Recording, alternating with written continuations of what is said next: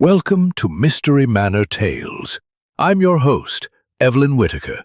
Settle in with a cup of tea, dear listeners, as we embark on a captivating journey into the world of intrigue and deduction. Today, we're diving into a brand new original mystery story, inspired by the Queen of Crime herself, Agatha Christie. This is Death of the Ballerina in Opal Hall, a deadly Hercule Poirot story.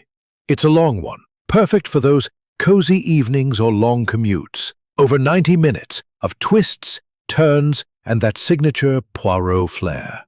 If you're new here, hit that subscribe button and turn on notifications so you never miss a tale. And tell me in the comments, where are you listening from today? Is it a rainy London afternoon?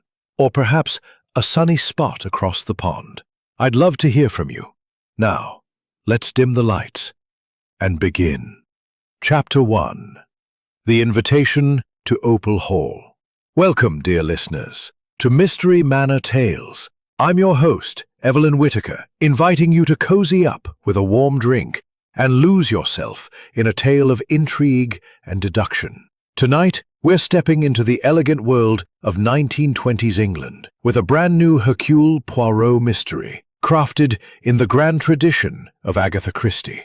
This is Death of the Ballerina in Opal Hall, a deadly Hercule Poirot story. It's a long, winding journey, perfect for those quiet evenings or long drives. So settle in for over 90 minutes of suspense. If you're new to our channel, do hit that subscribe button and ring the bell so you never miss a story. And please, tell me in the comments, where are you listening from tonight? Perhaps a foggy corner of London, or maybe a sunny veranda halfway across the globe. I'm dying to know.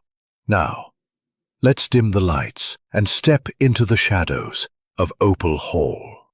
The year was 1925, and London wore its autumn cloak with a certain melancholic grace. The fog rolled in from the Thames, curling around lampposts and muffling the clatter of horse-drawn carriages and the impatient horns of motor cars. In his impeccably tidy apartment at Whitehaven Mansions, Hercule Poirot sat by a crackling fire, the glow casting soft shadows of velvet, with the faintest trace of his Belgian accent. But the country, it too has its mysteries, no less tangled than the streets of Londres. He set aside the letter opener and turned his attention to a small stack of correspondence on his mahogany desk. Bills, invitations to lectures, a note from a grateful client. Routine, predictable. But one envelope stood apart, its green vellum glowing like a pearl against the mundane. It was sealed with a wax emblem of a swan, its neck arched in elegant repose, and it bore a faint scent of lavender, as if kissed by a summer garden. Poirot's nimble fingers sliced it open with surgical precision. The letter inside was penned in a flowing feminine hand, each curve of ink deliberate and refined. He adjusted his pince-nez and read aloud, his tone measured, savoring the words as one might a fine wine. My dear Monsieur Poirot, I am Lady Arabella Fontaine, mistress of Opal Hall in the Sussex countryside. It is with great pleasure that I invite you to our annual gala this weekend, an event renowned for its opulence and cultural splendor. This year we are privileged to host Mademoiselle Elena Petrova, the celebrated ballerina, who will grace our ballroom with a private performance of The Dying Swan. Your reputation as a detective of unparalleled insight precedes you, and your presence would lend an air of distinction to our gathering. I do hope you will honor us with your company. Yours sincerely, Lady Arabella Fontaine. Poirot's green eyes sparkled with intrigue, and he stroked his mustache thoughtfully. Opal Hall, Hastings. Have you heard of it? Hastings lowered his newspaper, his boyish face alight with curiosity. Can't say I have, old chap. Sounds frightfully grand, though. A gala, you say? With a ballerina? Jolly good show, I'd wager. Précisément, Poirot murmured, tapping the letter against his chin. But why does a lady of such standing invite Hercule Poirot, a detective, to a gala? Is it merely to bask in the glow of my reputation? Or does she anticipate a disturbance? His voice lingered on the last word, heavy with possibility, while Poirot gazed out the window, his mind weaving patterns from the landscape. At the village station, a chauffeur in a polished Bentley awaited, his cap tipped respectfully. The drive to Opal Hall was brief but breathtaking, the estate rising like a vision from a Gothic novel. Its towers pierced the sky, their stone facades softened by climbing ivy. The gardens were a symphony of manicured hedges and late-blooming roses, encircling a serene lake that mirrored the clouds. The hall itself was named for its famed ballroom, where floors inlaid with opals shimmered like a frozen rainbow under chandelier light. Lady Arabella Fontaine greeted them at the grand entrance, her emerald silk gown catching the afternoon sun. She was a woman in her late 50s, her silver hair swept into an elegant chignon, her blue eyes sharp as sapphires. "Monsieur Poirot, Captain Hastings," she exclaimed, her voice warm yet commanding. "What a delight to welcome you to Opal Hall. Come, let me introduce you to our little assembly." The drawing room was a marvel of Victorian splendor, velvet drapes in deep burgundy, a marble fireplace roaring with warmth, and crystal decanters glinting on a sideboard. The guests were a carefully curated ensemble, each a character in what Poirot sensed was a play yet to unfold. First was Sir Reginald Thorne, a burly industrialist whose steel mills had built his fortune. His laugh boomed like a cannon, but his eyes darted restlessly, as if tallying the room's worth. Beside him stood Lady Vivian Thorne, his wife, a former actress whose beauty had softened with time, but whose wit remained a sharpened blade. Her auburn hair was pinned with a diamond clip, and her smile was polite but brittle.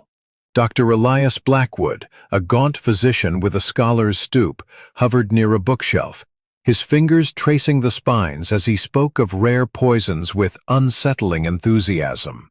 "The venom of the South American tree frog," he was saying to no one in particular, "can stop a heart in moments, leaving no trace." Poirot's ears pricked at this, filing it away. Miss Clarissa Duval, a young Frenchwoman and Elena Petrova's understudy, flitted about like a nervous bird, her wide haze perform for you. Cocktails followed, served by silent footmen as the group mingled. Poirot, ever the observer, noted the currents beneath the surface. Sir Reginald leaned too close to Elena, his hand brushing hers as he spoke of funding her European tour. A financial motive, perhaps? Lady Vivian's lips tightened, her eyes flashing with jealousy at her husband's attentions. Dr. Blackwood, sipping brandy, quizzed Elena on her travels in exotic lands, his questions oddly probing. Clarissa hovered near her idol, adjusting Elena's shawl with a smile that didn't reach her eyes. Victor barked orders at a servant, his protectiveness over Elena bordering on possessive. Dinner was a feast fit for royalty. Roast pheasant with chestnut stuffing, truffled potatoes, and a claret so rich it seemed to glow in the candlelight. The dining room's walls were adorned with portraits of Fontaine ancestors, their stern gazes watching over the table. Conversations sparkled, but Poirot caught fragments of discord. Sir Reginald's grumble about investments gone sour, Lady Vivian's sharp retort to her husband, Clarissa's whispered complaint about rehearsal hours. Lady Arabella presided with grace, but her eyes flicked to Poirot often, as if seeking reassurance. As the meal drew to a close, Elena rose, her glass raised. "To Opal Hall and its magic," she toasted, her voice tremulous with excitement. "Tomorrow, I dance for you all." She excused herself early, citing fatigue from her journey. "I must rest for the dying swan," she said, gliding up the grand staircase to her suite, her white stole trailing like a comet's tail. Poirot retired to his own chamber, a lavish room with a four-poster bed and heavy velvet curtains. As he adjusted his cufflinks before the mirror, he murmured to Hastings, who had followed for a nightcap, "The stage is set, mon ami. The players are in place." "But what is the play?" Hastings yawned, loosening his tie. "A jolly good party, I'd say. You're seeing mysteries where there's only champagne and small talk, Poirot." "No, Hastings. The little gray cells, they sense a shadow. Opal Hall hides something. Perhaps—" Welcome back, dear listeners, to Mystery Manor Tales. I'm Evelyn Whitaker, your guide through the shadowy corridors of our Hercule Poirot mystery, Death of the Ballerina, in Opal Hall. If you're just joining us, you're in for a treat. A tale of elegance, deceit, and an impossible crime that will keep you guessing. Last time, we met our illustrious cast at the opulent Opal Hall, where secrets simmer beneath the surface of a glamorous gala.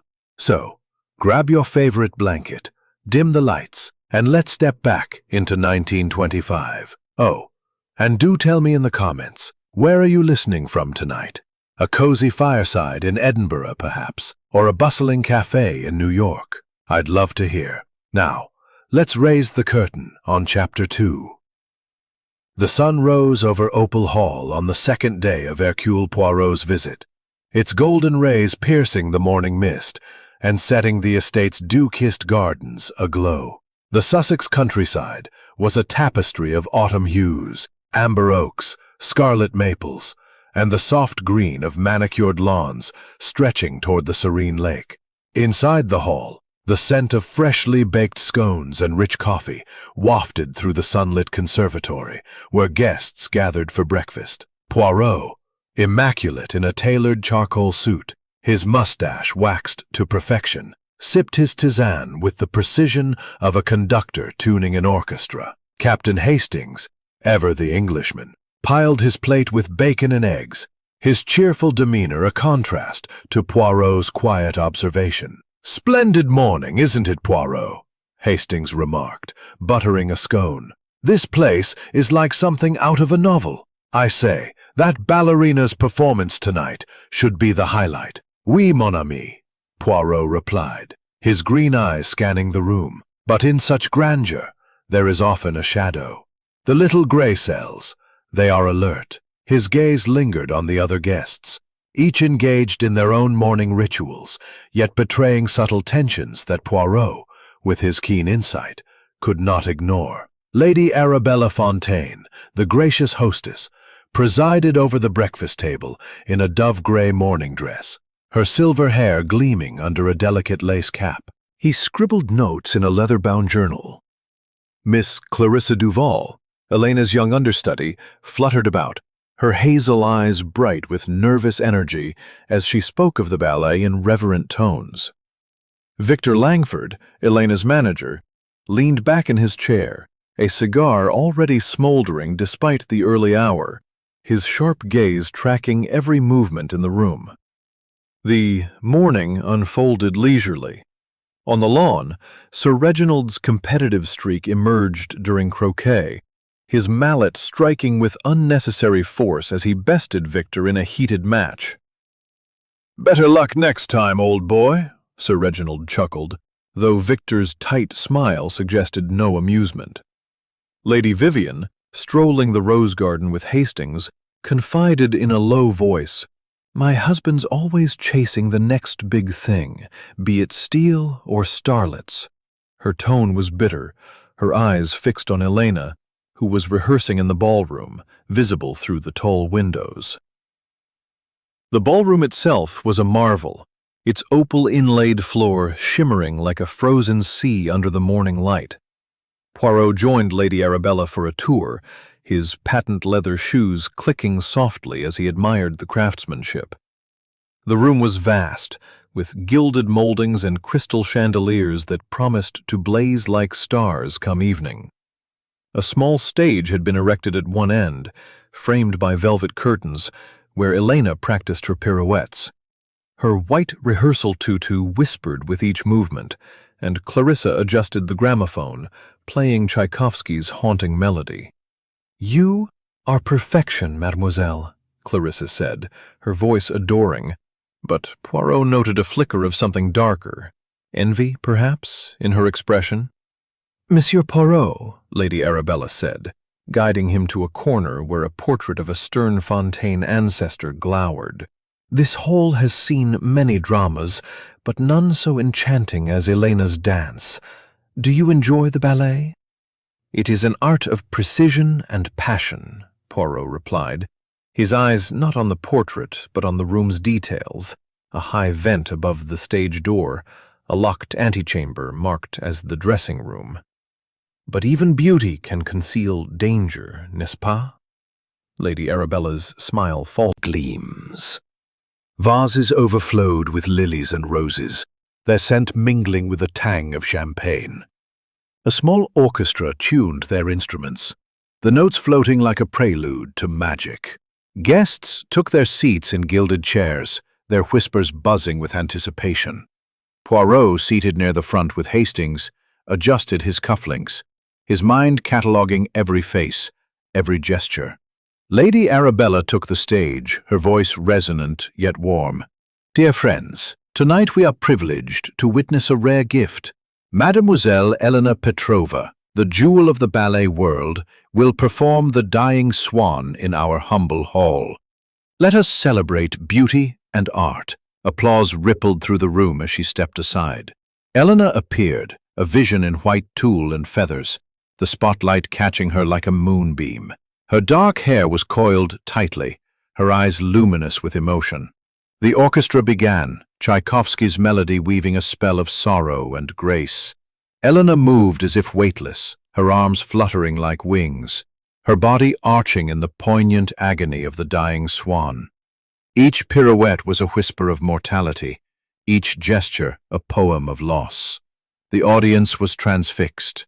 Sir Reginald leaned forward, his eyes gleaming with something more than admiration.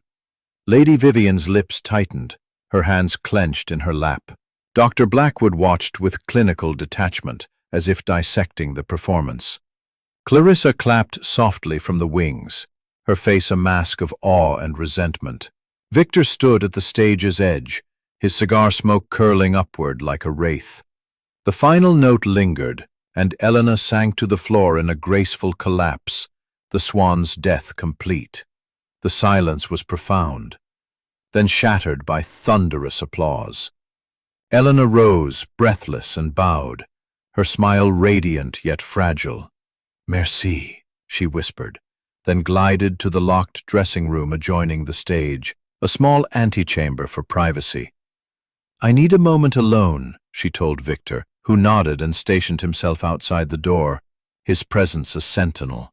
Guests mingled, champagne flutes clinking as they praised the performance. Poirot complimented Lady Arabella, his tone polite but probing. "A triumph, madame. But tell me, why invite a detective?" "She's not answering. We need to get in." Hastings, ever practical, stepped forward. "Stand back." With Sir Reginald's help, they shouldered the door, the wood splintering under their combined force. It burst open, revealing a dim room lit by a single lamp. The air was heavy, tinged with a metallic scent. There, crumpled on the carpet, lay Elena Petrova, her white tutu stained crimson, a jeweled dagger protruding from her chest. Her dark eyes stared blankly at the ceiling, lifeless as the swan she had portrayed. The window was bolted shut, the walls solid, no other exits visible. A locked room. Impossible. Lady Vivian gasped, clutching her husband's arm. Clarissa let out a choked sob, collapsing against the wall. Dr. Blackwood knelt briefly, his voice clinical. Dead, stabbed through the heart. Victor's face was ashen. Who could have done this? Poirot stepped into the room, his expression grave. He knelt beside the body, noting the dagger, a prop from Elena's costume, its jewels catching the lamplight. Mon Dieu, he murmured. The ballerina is dead, and the stage is set for murder. Lady Arabella's hand flew to her pearls. Murder? In Opal Hall? Oui, madame, Poirot said, rising. An impossible crime, but not insoluble. The little gray cells, they begin their work.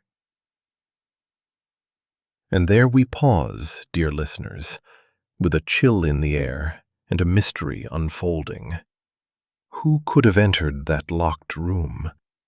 What secrets did Elena take to her grave? Stay with us for Chapter 3, where Poirot begins to unravel the enigma. If you're hooked, give this video a like, share it with a fellow mystery lover, and tell me in the comments, who do you suspect so far? Until next time, this is Evelyn Whitaker, signing off from Mystery Manor Tales. Chapter 3, The Locked Room Enigma. Welcome back, dear listeners, to Mystery Manor Tales. I'm your host, Evelyn Whitaker, guiding you through the twisting shadows of our Hercule Poirot mystery. The guests huddled in clusters, their faces pale, their whispers jagged. Lady Vivian Thorne clung to her husband's arm, her crimson gown stark against her ashen complexion. Sir Reginald Thorne, usually boisterous, stood rigid, his eyes darting as if seeking escape. Dr. Elias Blackwood hovered near the shattered dressing-room door, his gaunt features unreadable, but his fingers twitching around his medical bag. Miss Clarissa Duval, Elena's understudy, sobbed into a lace handkerchief, her delicate frame trembling. Victor Langford, Elena's manager, paced like a caged panther, his cigar discarded, his slick demeanor cracked. Lady Arabella Fontaine, the hostess, stood at the center of the storm, her sapphire silk gown catching the light, but her blue eyes betrayed a flicker of dread. Hercule Poirot, his compact figure a beacon of calm, stepped from the dressing-room, his patent leather shoes silent on the carpet. His green eyes, sharp as cut emeralds, surveyed the scene. "Mesdames et messieurs," he said, his voice steady yet commanding, "we face a tragedy most grave. Mademoiselle Petrova is dead, murdered, in a room locked from within. No one leaves Opal Hall until we uncover the truth. Captain Hastings, s'il vous plaît, telephone the police." Hastings, ever loyal, nodded and hurried to the hall's oak-paneled study, where a telephone sat on a polished desk. The remaining guests erupted in protests. "Murder? Impossible!" Sir Reginald bellowed, his face reddening. "The door was locked, the window bolted. How could anyone get in?" "Impossible, you say?" Poirot's mustache twitched, a faint smile playing beneath. "For Hercule Poirot, there is no such thing as impossible, only the improbable, waiting to be explained by the little gray cells." Within the hour, the local police arrived, led by Inspector Japp, a gruff man with a bulldog's tenacity and a history of crossing paths with Poirot. His tweed coat was rumpled, his face creased with irritation as he strode into the ballroom, his men trailing behind. "Poirot, you again," Japp said, tipping his hat. "What's this about a locked room?" Lavender, perhaps from her perfume? The single window, high and narrow, was bolted shut, its latch rusted from disuse. The walls were solid oak, no panels loose, no trapdoors apparent. Japp scratched his chin. Suicide, perhaps. She was alone, door locked. "No, no, mon ami," Poirot said, kneeling beside the body, his gloved fingers hovering over the dagger without touching it. "Observe the angle of the wound, straight, deep, from above. Impossible for her to inflict herself. And why lock the door if intending to end one's life? No, this is murder, most cunning." Japp sighed. "Right then, let's have the lot of 'em in the drawing-room. Time for questions." The suspects were assembled in the drawing-room, its burgundy drapes and roaring fireplace a stark contrast to the chill of the crime scene. Poirot stood before them, his hands clasped behind his back, his egg-shaped head tilted as he studied each face. "We begin with the facts," he said. Mademoiselle Petrova entered the dressing room alone, locking the door. Monsieur Langford stood guard outside. Half an hour later, she was found dead. Who among you saw or heard anything unusual? Victor Langford spoke first, his voice hoarse. "Nothing. I was right outside the whole time. Not a sound, not a scream, not a scuffle. I knocked. She didn't answer, so I got worried." Poirot's eyes narrowed. "And yet, someone entered and exited without your notice, Monsieur Langford. Most curious." Lady Arabella, seated on a velvet settee, clutched her pearls. "I keep master keys to all rooms in my study, but they're locked in a safe. No one could have taken them without my knowledge." Sir Reginald shifted uncomfortably. "Look here, Poirot, I was in the ballroom, chatting with guests. But I'll admit I had words with Elena earlier. She owed me money, investments in her tour that went south. I didn't kill her, though." Lady Vivian's laugh was sharp. "Oh, Reginald, always about money. Though I saw her flirting with you shamelessly. It was humiliating." Her eyes flashed, hinting. A single opal shard, no larger than a thumbnail, lay near the body, its iridescence catching the lamplight. Perhaps a piece of the hall's famed floor, broken in a struggle? The carpet showed no footprints, but a smudge on the vanity mirror suggested a gloved hand. Above the door, a narrow vent, too small for a person, but perhaps significant. Poirot turned to Jab. "The window bolt is rusted, untouched for years. The door's lock is intact, no signs of tampering. Yet the killer entered and left, leaving only death." Jap grunted. "A locked room, a dagger, and a house full of suspects. You're in your element, Poirot." "Oui, but the puzzle is complex. The little grey cells. They must work swiftly."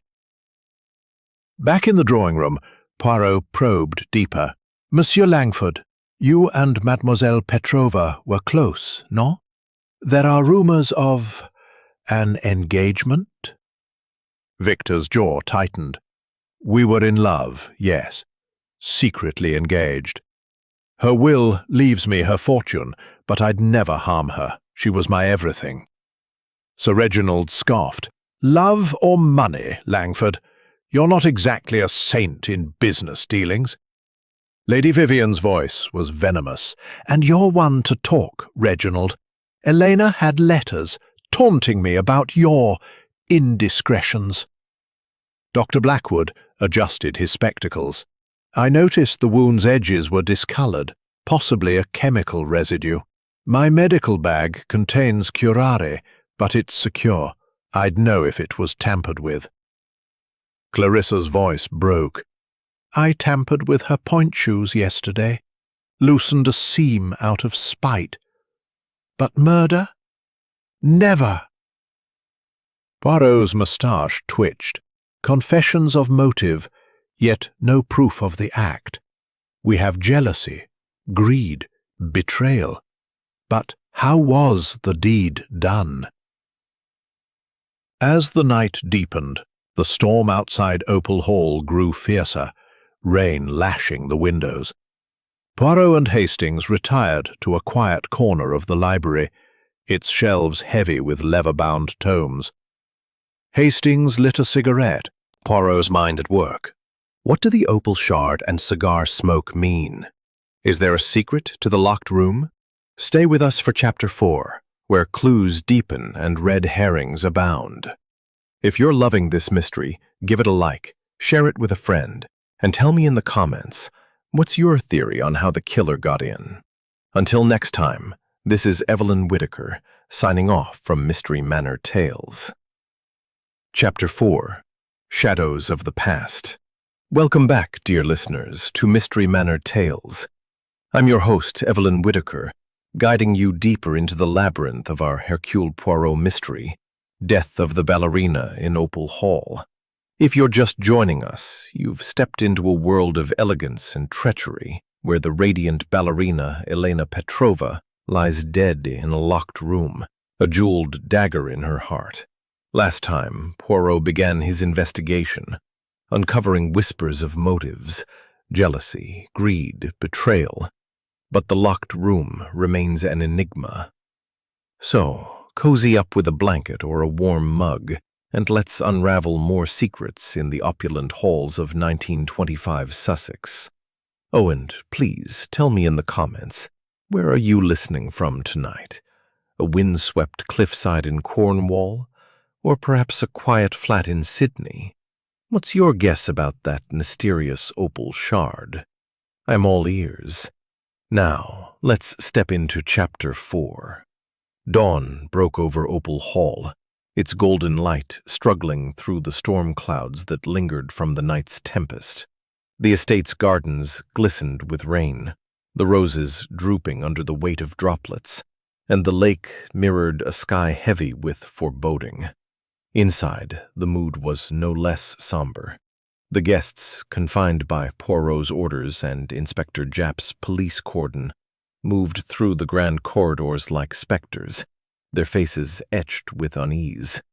The ballroom, once a stage for Elena's ethereal dance, now felt like a gilded cage, its opal floor dull under the gray morning light. Hercule Poirot, impeccable in a navy suit, his mustache a perfect crescent, stood in the dressing room where Elena had met her end. The air still carried the faint metallic tang of blood from the hall's famous floor, but its edges were jagged, as if broken deliberately. He moved to the vanity, where the smudged mirror hinted at a gloved hand. Then, his gaze rose to the narrow vent above the door, too small for a person, but perhaps something else. A faint draft carried a trace of cigar smoke, Victor's brand, lingering like a ghost. Poirot returned to the drawing room, where the suspects awaited, their nerves frayed. Lady Arabella sat by the fireplace, her sapphire eyes shadowed with worry. Sir Reginald paced, his burly frame restless. Lady Vivian toyed with her diamond hairpin, her lips a tight line. Dr. Blackwood clutched his medical bag, his gaunt face impassive. Clarissa, her eyes red-rimmed, twisted her handkerchief. Victor lit another cigar, his hands trembling slightly. Monsieur Poirot, Lady Arabella began, her voice strained. have you found anything to explain this horror? Clues, madame, are like stars in the daylight, invisible until one knows where to look, Poirot said, clasping his hands. Let us deepen our inquiries. Monsieur Langford, you stood outside the door. Did you leave your post, even for a moment? Never, Victor snapped, exhaling smoke. I was there from the moment Elena entered until we broke the door down. Ask anyone. Sir Reginald grunted. I saw you step away for a smoke, Langford. Near the stage door, wasn't it? Plenty of time for mischief.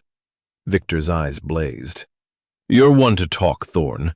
You were skulking about too after your row with Elena over money. Poirot raised a hand. Enough. Madame Thorne, you mentioned letters from Mademoiselle Petrova, taunting you. May I see them? Lady Vivian hesitated, then produced a folded note from her reticule. It was written in Elena's elegant script. Vivian, your husband's eyes wander, and I am not blind to his offers. Perhaps you should be less invisible. The words were cruel, designed to wound. She sent this yesterday, Lady Vivian said, her voice icy. She wanted to ruin me. Poirot's mustache. Ballroom's perimeter. Near the stage, Poirot noticed a faint scuff mark on the opal floor, not far from the dressing room door. It matched no one's shoes, suggesting an outsider or a clever disguise. He examined the vent again, climbing a stepladder provided by a footman. Peering inside, he found a trace of ash, as if smoke had been deliberately blown through. Curieux, he muttered. A red herring or a clue? In the library, Poirot requested Elena's personal effects from Japp, who had begun cataloguing them. Among her papers was a contract, revealing Sir Reginald's investment in her tour was substantial and failing. A letter from a Russian émigré hinted at Elena's past, whispers of espionage during the war, her defection to London under mysterious circumstances. Was this a motive or a distraction? Poirot interviewed the servants, who revealed tensions. A maid, Elsie, overheard Victor arguing with Elena about finances days before. "He said she'd bankrupt him if she didn't tour again soon," Elsie whispered. A footman reported seeing Lady Vivian near the stage door during the waltz, her crimson gown unmistakable. Another claimed Dr. Blackwood had asked about the hall's ventilation system earlier, an odd inquiry for a guest. Returning to the suspects, Poirot pressed further. "Monsieur Thorne, your argument with Mademoiselle Petrova, was it only about money?" Sir Reginald flushed. "She was stringing me along, promising profits that never came. I'm no murderer, but I was angry." Lady Arabella interjected. "Opal Hall itself is struggling, Monsieur Poirot. My late husband's debts. I invited Elena to boost our reputation, but her death—" Her voice broke, hinting at financial desperation. Poirot turned to Clarissa. "The missing necklace. Did you take it?" "No," she cried. "I noticed it gone when I tidied her things before the performance. I thought she'd misplaced it." Victor's voice was sharp. "You're quick to point fingers, girl. What about your jealousy? Everyone saw you mooning over her role." Clarissa's cheeks burned. "I admired her. The vent's great," suggesting it had been opened recently. He found a scrap of fabric, red silk, like Lady Vivian's gown, tucked behind the vanity. A planted clue or genuine? The necklace's absence nagged at him. Its sapphire matched Lady Arabella's gown, a curious coincidence. As evening fell, Japp joined Poirot in the library. "We've searched the grounds, no signs of an intruder. The dagger's clean, no prints. But the wound's discoloration, Blackwood's right, it's odd. Could be poison, but we need tests." Poirot nodded. "The poison, the shard, the smoke. These are threads, Inspector, but there is another. Mademoiselle Petrova's past, her Russian connections, her wealth. Someone wanted her silenced." Japp raised an eyebrow. "You think it's political? Perhaps, or perhaps it is dressed as such to mislead. The little grey cells, they are not yet satisfied." As the storm rumbled outside, Poirot stood by the library's leaded windows, the rain streaking like tears. The hall's portraits seemed to watch, their eyes holding secrets of centuries past. "The shadows of the past reach forward, Hastings," he said softly. "But the truth, it will not hide forever." And there we pause, dear listeners, with clues piling up and the mystery deepening. Is the opal shard a vital clue or a clever distraction? What secrets did Elena's Russian past hold? Stay with us for Chapter 5, where twists complicate Poirot's quest. If you're gripped by this tale, give it a like, share it with a mystery-loving friend, and tell me in the comments, what do you make of that missing necklace? Until next time, this is Evelyn Whittaker, signing off from Mystery Manor Tales. Chapter 5, Alliances and Betrayals. Welcome back, dear listeners, to Mystery Manor Tales. I'm your host, Evelyn Whittaker, drawing you deeper into the intricate web of our Hercule Poirot mystery, Death of the Ballerina in Opal Hall. If you're just joining us, you've stepped into a tale of glamour and deceit. Manor held their breath. The guests, confined by Inspector Japp's police cordon and Hercule Poirot's unyielding scrutiny, moved through the opulent corridors with the wariness of actors in a play gone tragically off script. The ballroom's opal floor, once a symbol of splendor, now seemed to mock the tragedy with its cold shimmer. Poirot, his compact figure clad in a pristine grey suit, stood in the library, surrounded by towering shelves of leather-bound tomes. His moustache, waxed to perfection, framed a face deep in thought. Captain Hastings, ever his faithful shadow, polished his spectacles, his brow furrowed. "It's a devil of a puzzle, Poirot," Hastings said, pacing. "That vent, the opal shard, the cigar smoke, none of it adds up. And now a missing necklace. Could it be a robbery gone wrong?" "Non, mon ami," Poirot replied, his green eyes glinting like the opals of the hall. "A thief does not lock a room behind them. This is personal, calculated. The little grey cells, they sense a pattern, but it is not yet clear." He held up the scrap of red silk found behind the vanity, its hue matching Lady Vivian's gown. "This, perhaps, is a clue, or a deception." The investigation intensified as the morning unfolded. Poirot requested a second inspection of the dressing room, now sealed by Japp's constables. The air remained heavy with the ghost of lavender and blood.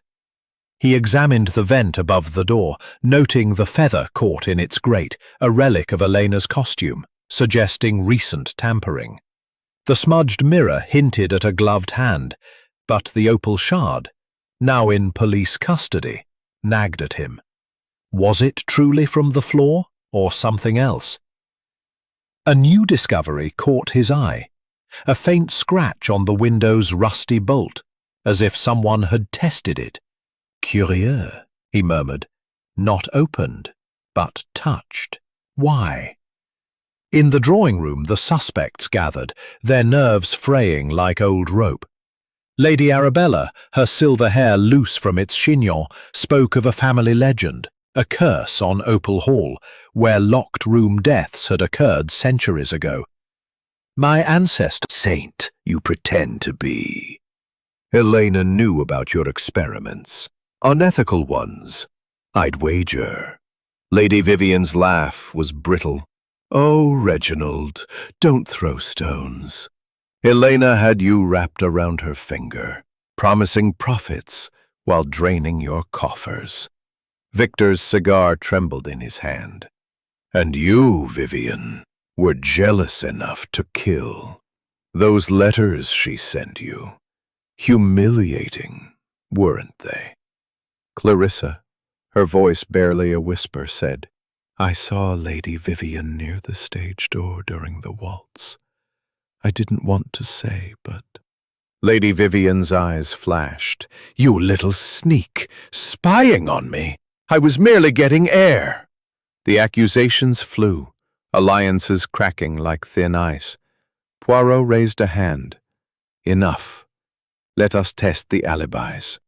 He orchestrated a reconstruction in the ballroom, asking each suspect to recount their movements during the half-hour after Elena's performance. Victor swore he never left the dressing-room door, but a footman recalled seeing him near the stage entrance, lighting a cigar. Sir Reginald admitted to slipping outside for a smoke, his path crossing near the dressing-room. Lady Vivian's alibi wavered. Guests confirmed she'd vanished during the waltz. Blackwood claimed to be in the library, but no one could verify it. Clarissa said she was tidying props, but her nervous glances suggested more.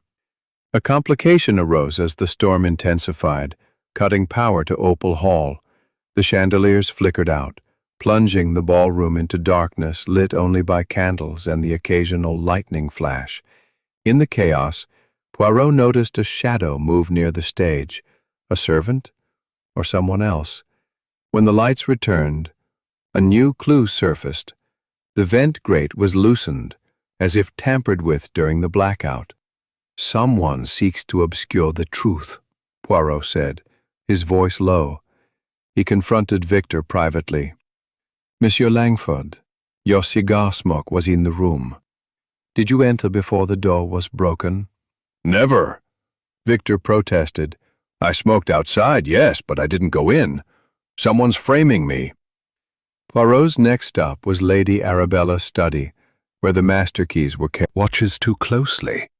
Another hinted at her Russian past, the old contacts still right.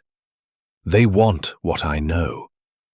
Was Elena blackmailing someone or being blackmailed herself? Poirot gathered the suspects again, his tone measured. Mademoiselle Petrova was a woman of secrets. She held power over many of you.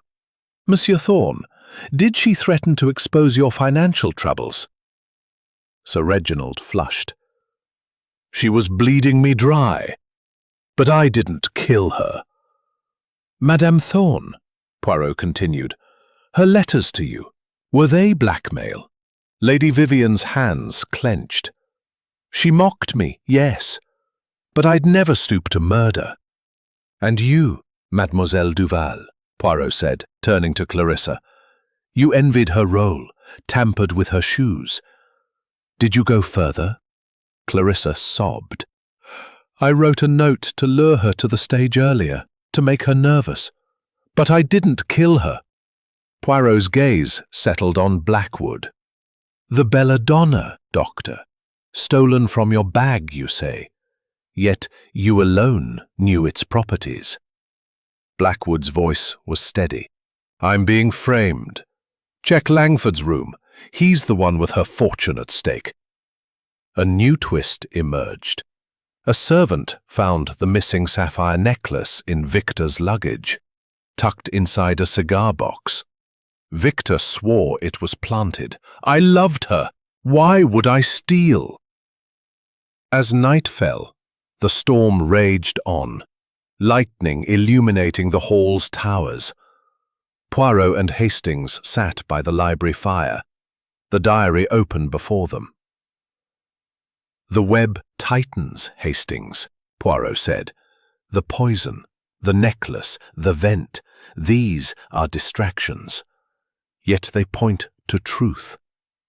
The killer is clever, but not cleverer than Hercule Poirot. Hastings shivered. It's like a chess game, and we're one move behind. Could it be all of them working together? Possible, but unlikely, Poirot said. The human heart is selfish. This crime is one mind's work, cloaked in shadows of the past. And there we pause, dear listeners, with the storm howling, and Poirot closed, and a scrap of red silk. The killer is among us, and the truth is drawing near. So, settle in with a warm scarf or a flickering candle, and let's return to 1925 Sussex. Oh, and please, tell me in the comments, where are you listening from tonight? A snowy cabin in the Alps, or perhaps a cozy nook in Melbourne? What do you make of Elena's diary? I'm all ears for your theories. Now, let's step into Chapter 6. The storm over Opal Hall had not relented, its thunder rolling like a warning across the Sussex countryside. The estate's towers loomed against the churning sky, their ivy-clad stones slick with rain. Inside, the air was heavy with suspicion, the guests trapped in a gilded prison under Inspector Japp's watchful eye. The ballroom's opal floor, once a stage for Elena's grace, now reflected the flickering light of candles, the power outage lingering like an ill omen.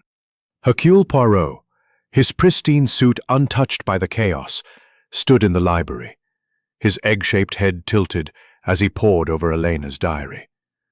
The cryptic entries, hints of blackmail, financial deceit, and a shadowy Russian past stirred his little grey cells. Captain Hastings, ever restless, paced by the fireplace. its glow casting shadows on the oak-paneled walls. "It's maddening, Poirot," he said, tossing a log into the flames.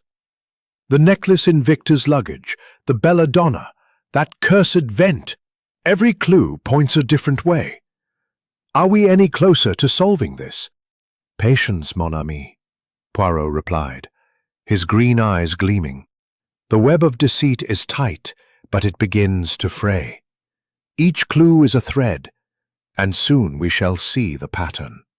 He closed the diary, his fingers lingering on its leather cover. Mademoiselle Petrova knew too much, and someone ensured her silence. Poirot's morning began with a meticulous reconstruction in the ballroom. He gathered the suspects: Lady Arabella, Sir Reginald, Lady Vivian, Dr. Blackwood, Clarissa, and Victor, and asked them to reenact their movements during the half-hour after Elena's performance. The orchestra— "It's planted. Possible," Poirot said, "but we must look deeper." Interrogations resumed in the drawing room, the suspects' faces drawn with fatigue. Poirot began with Victor. "Monsieur Langford, the diary suggests Mademoiselle Petrova suspected you of financial deceit. Were you stealing from her?" Victor's cigar trembled. "Lies. I managed her funds, yes, but I loved her. She was going to marry me. That necklace, I never saw it until the police found it," Sir Reginald scoffed. "Love? You saw her as a cash cow, Langford. Like me, investing in her tours, only to lose thousands." Poirot's eyes flicked to Sir Reginald. "And you, monsieur, were threatened with exposure. The diary mentions your financial troubles, embezzlement perhaps." Sir Reginald's face reddened. "She was blackmailing me, yes, threatening to tell my investors. But I didn't kill her." Lady Vivian's voice was sharp. "Blackmail seems to be her specialty. She sent me those wretched letters, hinting at my past, a scandal from my acting days. She wanted to ruin me socially." Poirot turned to Dr. Blackwood. "And you, Doctor? The diary notes your experiments. Did Mademoiselle Petrova know of something unethical?" Blackwood's gaunt face tightened. "She misunderstood my research. Rare toxins for medical study, nothing illegal. But yes, she threatened to report me to the medical board." Clarissa, her voice barely audible, said, "She knew I wanted her role. She mocked me in private, said I'd never match her. I wrote that note to unsettle her. But I didn't poison or stab her." Poirot's moustache twitched. "Each of you had reason to wish her harm. But the method, that is the genius of this crime." A breakthrough came when Japp's men reported a new find: a hidden compartment in Elena's jewelry box, containing a coded letter in Russian. Poirot, fluent in several languages, deciphered it with Hastings's help. It was from a contact in London's Russian émigré community, demanding documents Elena had smuggled during her defection. "She was a courier in the war," Poirot said, his voice low. "This suggests a political motive. But is it struggle or haste?" But the belladonna on the dagger was the key twist. Japp's chemist confirmed it was not pure belladonna, but a synthetic mimic, designed to mimic poisoning while the stab wound was the true cause of death. "A red herring," Poirot said. "The killer wished us to chase poison, but the dagger was enough." A new complication arose when a servant reported a strange noise during the blackout, a soft thud from the ballroom ceiling near the dressing room. Poirot investigated, discovering a narrow crawl space above, accessible via a trapdoor in the attic. It led to the vent, but was too cramped for a person to pass through. Yet it could carry sound or smoke, Poirot noted. The killer is clever, using the house itself. He confronted Lady Arabella privately. "Madame, you spoke of a curse, but also of debts. Did Mademoiselle Petrova's performance conceal a financial motive?" Her eyes filled with tears. "Opal Hall is mortgaged. Her gala was to draw investors, but her death, it ruins me." Poirot's final interview was with Lady Vivian. "The red silk, madame. It matches your gown. Were you in the dressing room?" "I tore my dress on a nail near the stage," she snapped. "I wasn't in there." As night fell, the storm's lightning illuminated the hall's grim portraits. Poirot and Hastings sat by the library fire, the diary and coded letter before them. "The web tightens, Hastings," Poirot said. "The necklace, the poison, the Russian letter, these are distractions. The opal shard, the scratched bolt, the crawl space, they point to a method, a single mind." Hastings rubbed his chin. "But who, Poirot? Victor with his fortune, Vivian with her jealousy, Blackwood with his poisons." "All are possible," Poirot said, "but one is certain. The killer used Elena's secrets to weave this trap, but they have left a trail. And there we pause, dear listeners, with the truth tantalizingly close. Is the opal shard from a brooch or something else? What does the Russian letter hide? Stay with us for Chapter 7, where justice looms. If you're gripped, give this video a like, with a warm blanket or a crackling fire. And let's return to 1925 Sussex. Oh, and please, tell me in the comments, where are you listening from tonight? A foggy street in London? Or perhaps a quiet patio in Buenos Aires? What do you think of that secret crawl space? I'm eager for your theories. Now, let's step into Chapter 7. The storm over Opal Hall had settled into a restless drizzle, its patter against the estate's leaded windows a somber counterpoint to the tension within. The grand manor, with its ivy-clad towers and opulent interiors, felt like a stage where the final act was about to unfold. The guests, confined by Inspector Japp's cordon and Hercule Poirot's relentless pursuit of truth, moved through the oak-paneled corridors with the unease of players awaiting judgment. The ballroom's opal floor, once a canvas for Elena's grace, now gleamed coldly, as if guarding the secrets of her death. Hercule Poirot, his compact figure impeccable in a charcoal suit, stood in the library. His egg-shaped head tilted as he studied Elena's diary and the coded Russian letter. The fire in the grate cast flickering shadows across the leather-bound tomes, mirroring the shifting motives of the suspects. Captain Hastings, ever loyal, sat nearby, nursing a brandy, his brow creased with frustration. "It's maddening, Poirot," he said, swirling his glass. "The crawl space, the necklace, that fake poison, every clue seems to point somewhere, yet nowhere. Are we any closer to cracking this locked room?" "Oui, mon ami," Poirot replied, his green eyes alight with purpose. "The little grey cells. They see the pattern now. The killer believes they have outwitted us, but they have left a trail, hidden, but not invisible." He tapped the diary, its cryptic entries about blackmail and betrayal fueling his deductions. "We must find the key to the locked room, and I suspect it is not a key at all." Poirot's investigation took a bold turn as he explored the ballroom once more, his patent leather shoes clicking softly on the opal floor. The dressing room, still sealed by Japp's constables, held the mystery's heart. Poirot examined the vanity mirror, its smudge now confirmed as glove polish, a sign of dust undisturbed for years, except for fresh scuff marks, barely visible in the dim light. "Mon Dieu," Poirot said, his voice low. "The locked room is no longer locked. This is how the killer entered and exited." Hastings gasped. "A secret passage? But who knew of it?" "Précisément, Hastings, that is the question." Poirot gathered the suspects in the drawing room, their faces pale under the flickering gaslight. Lady Arabella, her silver hair loose, clutched her shawl. Sir Reginald's bluster had faded, his eyes wary. Lady Vivian twisted her diamond hairpin, her lips tight. Dr. Blackwood's gaunt frame seemed to shrink into his chair, his medical bag at his feet. Clarissa, her hazel eyes wide, fidgeted with her handkerchief. Victor's cigar was unlit, his hands unsteady. "Mesdames et messieurs," Poirot began, his tone deliberate, "the impossible crime is no longer impossible. A secret passage hidden behind the dressing-room mirror leads to the library. The killer used it to enter, strike, and escape, locking the door from within. But who among you knew of this passage?" Lady Arabella's hand flew to her chest.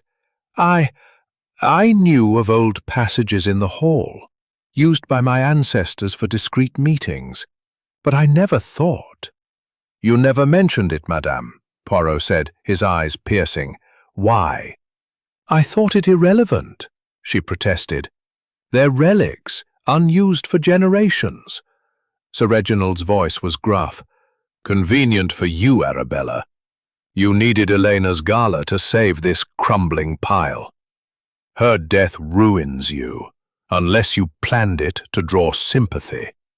Lady Vivian's laugh was sharp. "Oh, Reginald, don't deflect. That red silk scrap, mine, yes, but torn on a nail, not in a murder. You were near the library, weren't you?" Victor pointed at Clarissa. "And you, girl, skulking about the stage. You knew Elena's every move, perfect for sneaking through a passage." Clarissa's voice broke. "I didn't know about any passage.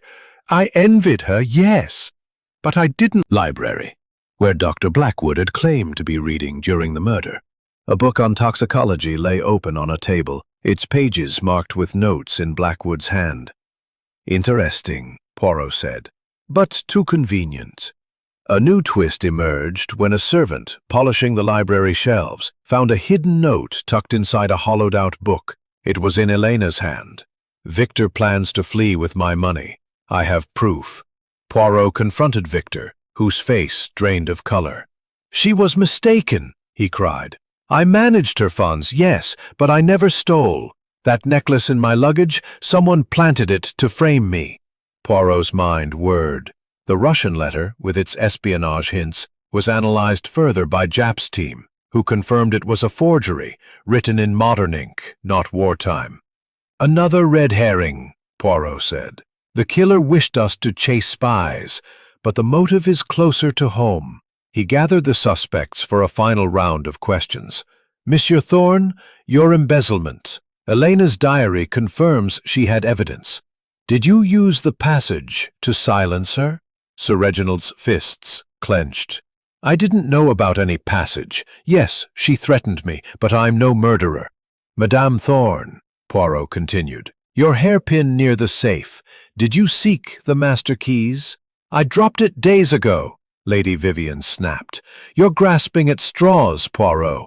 "Dr. Blackwood," Poirot said, "your book on toxicology, open in the library. Were you studying the passage's exit?" Blackwood's voice was cold. "I study poisons, not architecture. I was framed with that belladonna." Poirot turned to Lady Arabella. "And you, madame, knew of the passage. Did you use it to protect Opal Hall's future?" Her eyes filled with tears. "I swear, I only wanted her performance to save us. I didn't kill her." As night deepened, the drizzle turned to fog, cloaking Opal Hall in mystery. Poirot and Hastings stood in the passage, its narrow walls oppressive. "The killer used this route," Poirot said, "but left clues to mislead. Cigar ash, silk, a forged letter. Yet the scuff marks, the opal shard, they betray—" Dear listeners, to Mystery Manor Tales.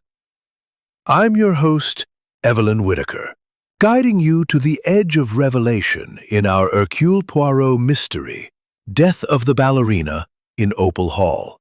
If you're just joining us, you've stepped into a dazzling yet deadly world, where the radiant ballerina Elena Petrova was found murdered in a locked dressing room, a poisoned dagger in her heart, with no apparent way in or out. Last time, Poirot uncovered a secret passage behind the mirror, a path to the library that shattered the locked room enigma. Clues like an opal shard and a forged Russian letter point to a cunning killer, But who? So, settle in with a warm cup of cocoa or a soft lamplight, and let's return to 1925 Sussex. Oh, and please, tell me in the comments, where are you listening from tonight? A rainy hillside in Wales? Or perhaps a starlit balcony in Mumbai? What do you think of that secret passage? I'm eager for your theories. Now, let's dive into Chapter 8. The fog had settled over Opal Hall like a shroud, cloaking its towers and gardens in a ghostly haze. The drizzle of the past days had ceased, leaving the air damp and heavy, as if the estate itself mourned Elena Petrova's death. Inside, the Grand Manor's opulence felt hollow, its oak-paneled corridors and chandelier-lit rooms a stage for a tragedy nearing its climax. The guests, trapped by Inspector Japp's cordon and Hercule Poirot's unyielding pursuit of truth, wore their nerves like tattered cloaks. The ballroom's opal floor, once a canvas for beauty, now reflected the flickering gaslight with an accusing gleam.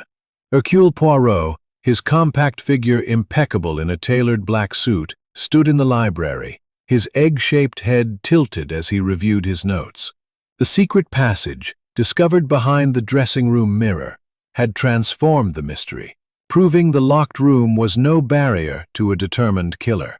Captain Hastings, ever faithful, stood by the fireplace, its crackling flames casting shadows across the leather-bound tomes. "Dash it, Poirot," Hastings said, rubbing his hands for warmth. "That passage changes everything. But who used it? Clarissa's shoes." Clue. Its precise cut suggested it broke during a struggle, or was planted to point to Clarissa. The feather in the vent, from Elena's tutu, was undisturbed, ruling out the vent as a murder route.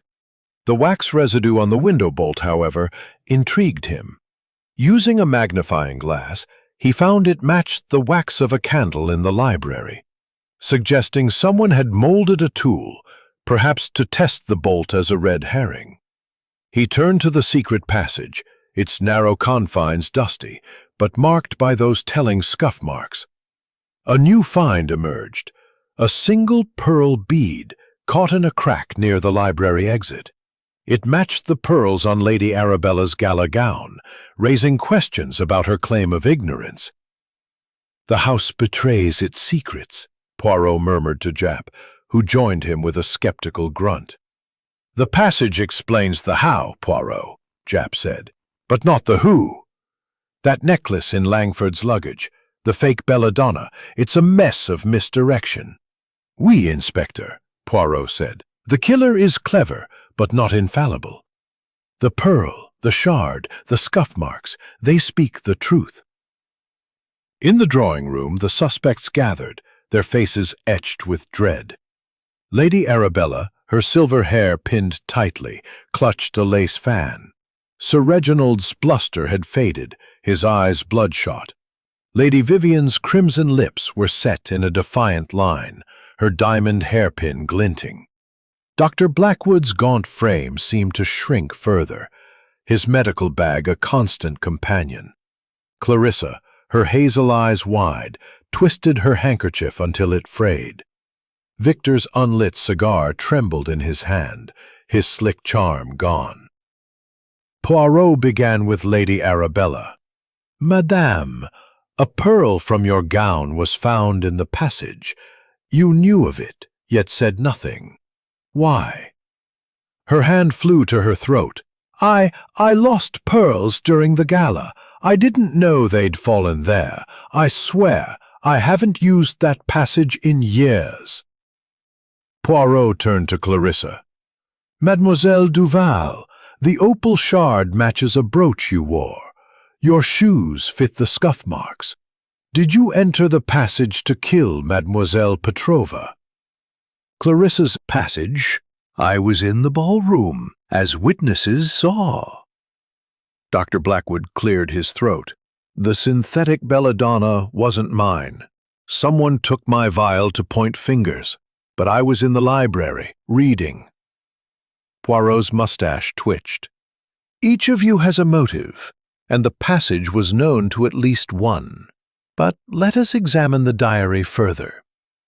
Elena's diary, now fully deciphered, revealed her plans to expose Victor's fraud, bankrupt Sir Reginald by demanding repayment, fire Clarissa for her disloyalty, and humiliate Lady Vivian socially.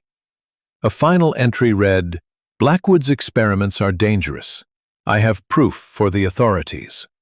The Russian letter, confirmed as a forgery, was dismissed as a red herring, its modern ink a clumsy attempt to suggest espionage. A new clue surfaced when a servant, cleaning the library, found a hidden latch under the toxicology book Blackwood had been reading. It opened a small compartment, revealing a vial, not belladonna, but a clear liquid labeled distilled water. Poirot's eyes gleamed.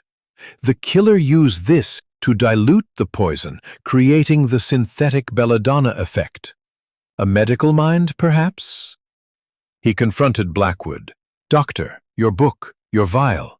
Did you use the passage to deliver death?" Blackwood's voice was steady. "I study toxins, not murder. That vial was for experiments, not poison. Check Langford, he had access to my bag." Poirot tested Lady Vivian's alibi further. A guest recalled seeing her crimson gown near the library during the waltz, not the ballroom. "A mistake," she insisted. "I was near the stage, not the library." The opal shard was the final piece. Japp's jeweler confirmed it matched a brooch Clarissa had worn days before, not at the gala. "I lost it," she cried. "Someone must have taken it." Poirot gathered the suspects in the ballroom, the opal floor gleaming under the restored lights. "The clues converge," he said. "The passage, the shard, the diluted poison, they point to one mind, one motive. The killer used Elena's secrets to weave a trap, but left traces of their guilt. Suspect now." Until next time. This is Evelyn Whittaker, signing off from Mystery Manor Tales. Chapter 9. The Curtain Falls. Welcome back, dear listeners, to Mystery Manor Tales. I'm your host, Evelyn Whittaker, guiding you to the grand finale of our Hercule Poirot mystery, Death of the Ballerina in Opal Hall. If you're just joining us, you've entered a world of elegance and treachery, where the radiant ballerina Elena Petrova was found murdered in the locked dressing room, a poisoned dagger in her heart, with no apparent way in or out. Last time, Poirot uncovered a secret passage, a pearl bead, and a web of deceit woven from greed, jealousy, and betrayal. The truth is at hand, and the curtain is about to fall. So settle in with a warm quilt or a glowing lantern, and let's return to 1925 Sussex for the resolution. Oh, and please, tell me in the comments, where are you listening from tonight? A windswept shore in Devon, or perhaps a cozy attic in Toronto? Who's your final suspect? I'm eager for your thoughts. Now, let's step into Chapter 9. The fog over Opal Hall had lifted, revealing a pale dawn that bathed the estate's towers and gardens in a soft, mournful light. The storm's aftermath left the air crisp, the roses in the manicured beds glistening with dew. Inside, the Grand Manor's opulence was overshadowed by an air of finality, as if the walls themselves awaited judgment. The guests, confined by Inspector Japp's cordon and Hercule Poirot's relentless pursuit, gathered in the ballroom, its opal floor gleaming like a frozen sea under the restored chandelier light. The stage, once Elena Petrova's triumph, now stood empty, a silent witness to her tragic end. Hercule Poirot, his compact figure impeccable in a tailored dove-grey suit, stood at the center of the ballroom, his moustache a perfect crescent, framing a face serene yet resolute. His green eyes, sharp as emeralds, surveyed the suspects. Lady Arabella Fontaine, her silver hair tight in a chignon, her sapphire eyes weary. Sir Reginald Thorne, his burly frame slumped, his bluster gone. Lady Vivian Thorne, her crimson gown replaced by somber black. Cigar ash, a forged letter, have led us through a maze of deception. Now, the little grey cells of Hercule Poirot have unravelled the truth. The killer stands among us. A collective gasp rippled through the room. Inspector Japp, standing near the stage, adjusted his tweed cap, his eyes narrowing. "Get on with it, Poirot," he said. "Who's the culprit?" Poirot raised a hand, his tone measured. "Patience, Inspector. To understand the who, we must first understand the how and the why. Let us reconstruct the crime." He led the group to the dressing room, its shattered door now repaired, the air still heavy with the ghost of lavender and blood. Poirot pointed to the mirror, its hidden panel now exposed. The killer entered through the secret passage from the library, stabbed Mademoiselle Petrova, and exited, locking the door from within using a simple trick, a thin wire threaded through the keyhole to turn the key from outside. No string was found, as it was retrieved and discarded. The window bolt, scratched with wax, was a red herring to suggest an impossible entry. He paused, his eyes scanning the suspects. The synthetic belladonna, a mimic to confuse, was applied to the dagger post-mortem, not from Dr. Blackwood's vial, but from a source in the killer's possession. The cigar ash in the vent, pointing to Monsieur Langford, was blown through to mislead.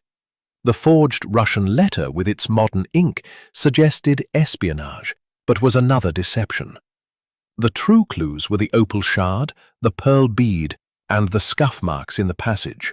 Poirot turned to Clarissa. "Mademoiselle Duval, the opal shard matched your lost brooch. Your shoes fit the scuff marks. You envied Mademoiselle Petrova's role, wrote a note to unsettle her. Yet your grief is genuine.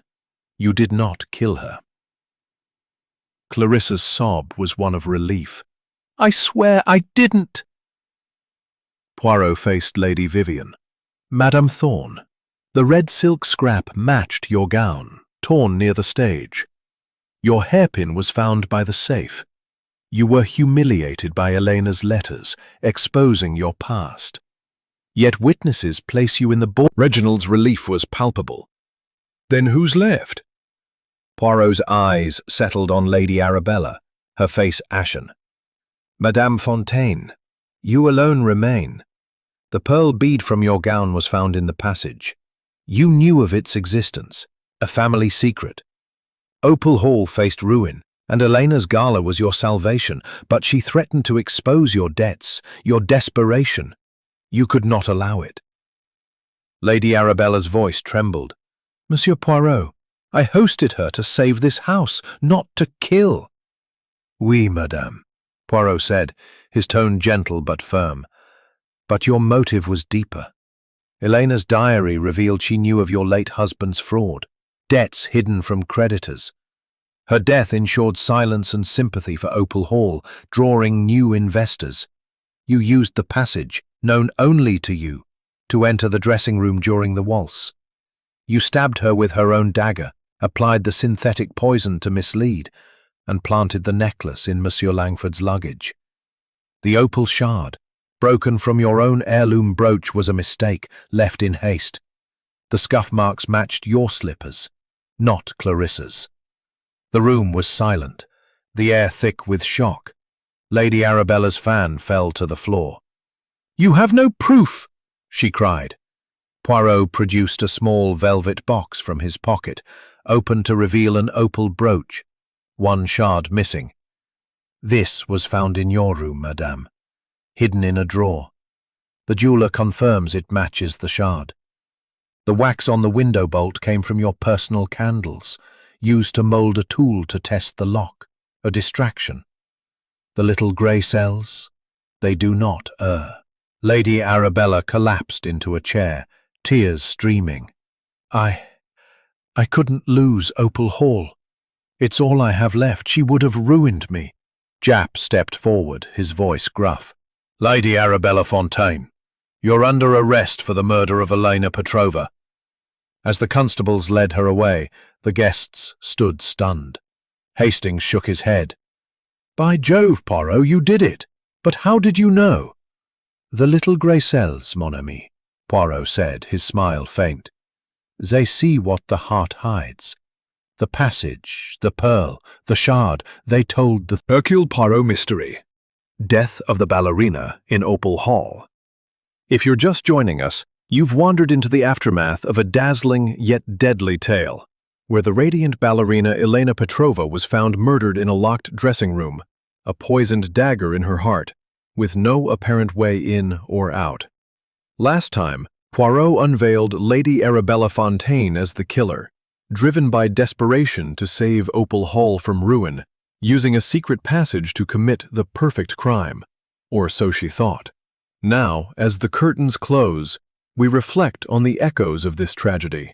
So, settle in with a warm cup of Earl Grey or a soft glow of candlelight, and let's return to 1925 Sussex one last time. Oh, and please, tell me in the comments, where are you listening from tonight? A quiet hamlet in the Highlands? Or perhaps a bustling cafe in New York? What was your favorite moment in this mystery? I'm all ears for your thoughts. Now, let's step into Chapter 10. The dawn over Opal Hall was serene, the pale light filtering through the estate's leaded windows, casting delicate patterns across the opal-inlaid floor of the ballroom. The storm that had raged for days had finally passed, leaving the Sussex countryside bathed in a gentle mist, the roses in the gardens glistening as if weeping for the tragedy that had unfolded. The grand manor, with its ivy-clad towers and oak-paneled corridors, stood silent, its opulence tinged with melancholy. The guests, no longer confined by Inspector Japp's cordon, prepared to depart, their faces etched with relief and lingering sorrow. The stage, once alive with Elena Petrova's ethereal grace, now stood bare, a silent testament to her untimely end. Hercule Poirot, his compact figure impeccable in a navy suit, stood in the library, his egg-shaped head tilted as he gazed at the portrait of a long-ago Fontaine ancestor, its stern eyes mirroring the weight of the house's secrets. Captain Hastings, ever loyal, sat in a leather armchair, his boyish face softened by the morning light. "Well, Poirot," he said, lighting a cigarette, "you've done it again. Lady Arabella's confession, the secret passage, it's all so tragic. But are you satisfied? No loose ends?" Mon ami, the synthetic belladonna, the planted necklace, all were her attempts to mislead. But the opal shard from her heirloom brooch and the pearl bead from her gown had betrayed her. Poirot and Hastings walked the ballroom one last time, the opal floor catching the light like a frozen memory. "The passage was the key, Hastings," Poirot said, pausing by the stage. "Madame Fontaine knew its secret, a relic of her family's past. She entered during the waltz, when the music masked her steps, stabbed Mademoiselle Petrova, and used a wire to lock the door from outside. The cigar ash, blown through the vent, pointed to Monsieur Langford. The forged Russian letter suggested espionage. The wax on the window bolt hinted at an impossible entry. All were distractions, but the shard, the pearl, the scuff marks, they spoke the truth." Hastings nodded, exhaling smoke. "And Clarissa's brooch? That threw me off." "A clever misdirection," Poirot said. "Madame Fontaine took it from Mademoiselle Duval's room days before, breaking it to leave the shard, implicating her rival. The scuff marks, thought to be Clarissa's, were from Arabella's slippers, a subtle difference the little gray cells noted. They moved to the library, where the hidden passage's entrance lay behind a carved panel. Poirot traced the rosette that concealed the lever, his fingers lingering. "This house, it keeps its secrets well, but not from Hercule Poirot. The pearl bead, lost in haste, was Madame Fontaine's undoing. Her motive, protecting Opal Hall, was her tragedy. The remaining suspects, now cleared, gathered in the drawing room for farewells. Sir Reginald Thorne, his bluster returning, shook Poirot's hand. "You saved my reputation, Poirot. Elena's blackmail would have ruined me, but I'm no murderer. I'll rebuild, somehow." Lady Vivian, her crimson lips softened by a rare smile, added, "I despised Elena's taunts, but I'm glad it's over. Thank you, Monsieur Poirot, for seeing the truth." Dr. Blackwood, his gaunt face less severe, clutched his medical bag. "I thought I'd be blamed with that fake belladonna. You've cleared my name, and I'm grateful." Understand how you pieced it together. The method, Inspector, is order and logic, Poirot said. The little grey cells, they see what the eyes miss. As the guests departed, Poirot and Hastings lingered in the gardens, the lake reflecting the clearing sky. The roses, heavy with dew, seemed to bow in respect. "It's a beautiful place, Poirot," Hastings said, "but it feels haunted now." "Oui, Hastings," Poirot replied, his voice soft. "Every house has its ghosts, but Opal Halls are laid to rest. The truth, it brings peace, even to the guilty." They walked to the waiting car, the crunch of gravel underfoot, a final note in the symphony of the case. Poirot paused, looking back at the manor's towers. Mademoiselle Petrova danced with grace, but her secrets led to her fall. Madame Fontaine sought to preserve a legacy, but at what cost? The human heart, it is a mystery deeper than any locked room. Hastings smiled. "You're waxing philosophical, old chap. What's next, another puzzle?" Poirot's eyes twinkled. "Always, mon ami. The world is full of puzzles, and Hercule Poirot is never idle." As they drove away, Opal Hall faded into the mist, its opulence a silent witness to the tragedy. The case was closed, but its echoes, love, betrayal, desperation, would linger in the hearts of those who had stood in its shadow. And so, dear listeners, we close the book on Death of the Ballerina in Opal Hall. The mystery is solved, the killer unmasked, but the story leaves its mark, doesn't it? What did you think of Poirot's triumph? Were you moved by Lady Arabella's motive or chilled by her cunning? Stay with us for more mysteries, and let me know in the comments, where did you listen from, and what was your favorite twist in this tale? If you've loved this journey, give this video a like, share it with a fellow sleuth, and subscribe for more adventures with Mystery Manor Tales. Until next time, this is Evelyn Whitaker, signing off with a fond farewell.